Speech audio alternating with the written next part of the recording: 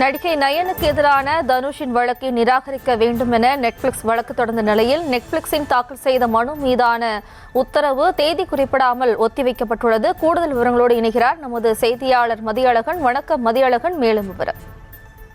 நடிகை நயன்தாரா திருமண ஆவணப்படத்தில் நானும் ரவுடிதான் படப்பிடிப்பு காட்சிகளை பயன்படுத்துவதற்கு எதிராக 10 கோடி ரூபாய் இழப்பீடு கோரி நடிகர் தனுஷின் ஒன்றரை நிறுவனம் சென்னை உயர்நீதிமன்றத்தில் மனு தாக்கல் செய்திருந்தது.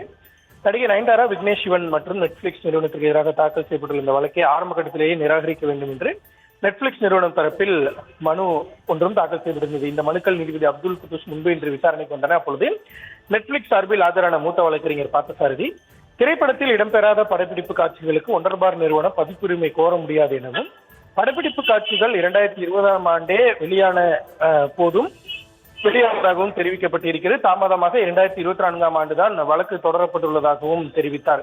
தனுஷின் ஒன்றரை நிறுவன அலுவலகம் பெருங்குடியில் அமைந்துள்ளதால் காஞ்சிபுரம் நீதிமன்றத்திலும் நெட்ஃபிளிக்ஸ் நிறுவனம் அமைந்துள்ள மும்பை நீதிமன்றத்திலே தான் வழக்கு தாக்கல் செய்திருக்க வேண்டும் எனவும், சென்னை நீதிமன்றத்தில் இந்த வழக்கை தாக்கல் செய்ய முடியாது என்றும் குறிப்பிட்டார்.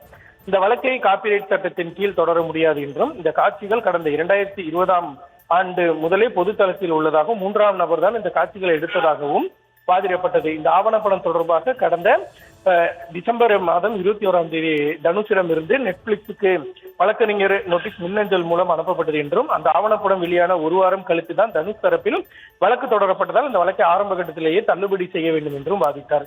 இதற்கு தனுஷின் ஒன்றரை தரப்பில் ஆஜரான மூத்த வழக்கறிஞர் PS ராமன், நானும் ரவுடிதான் படத்தில் பயன்படுத்தப்பட்ட காட்சிகள் அனைத்தும் தனக்கு சொந்தம் என்றும், ஆவணப்படத்தின் ட்ரெய்லர் வெளியிட்ட போது 3 வினாடி காட்சிகள் மட்டுமே பயன்படுத்தப்பட்டுள்ளது தெரிய வந்ததாகவும், உடனடியாக அந்த காட்சிகளை பயன்படுத்துவதை தவிர்க்க கூறிய பொழுது அதற்கு நயன்தாரா தரப்பில் வெளிப்படையாக பதிப்புரிமைக்காக நீதிமன்றத்தில் பார்த்துக் கொள்ளுங்கள் என்று பொதுவெளியில் கடிதம் எழுதியதாகவும் வாதிட்டார்.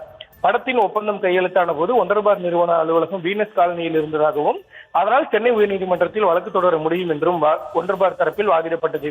சென்னை, காஞ்சிபுரம், மும்பை என எங்கு வேண்டுமானாலும் வழக்கு தொடரலாம் என்று வாதிடப்பட்டது.